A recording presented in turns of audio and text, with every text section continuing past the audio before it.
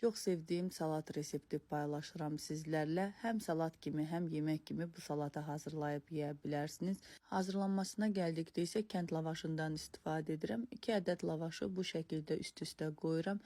Üzərinə 1 qaşıq mayonez və 2-3 yemək qaşığı xama əlavə edib yayıram. Xamanı özüm çox istifadə edirəm. Siz istəsəniz mayonezlə də hazırlaya bilərsiniz. Və 1 ədəd kənd çolpasını qaynadıb ətini didirəm. Mən döş ətindən istifadə etməyi sevmirəm, çünki kənd çolpası ilə daha ləzzətli alınır.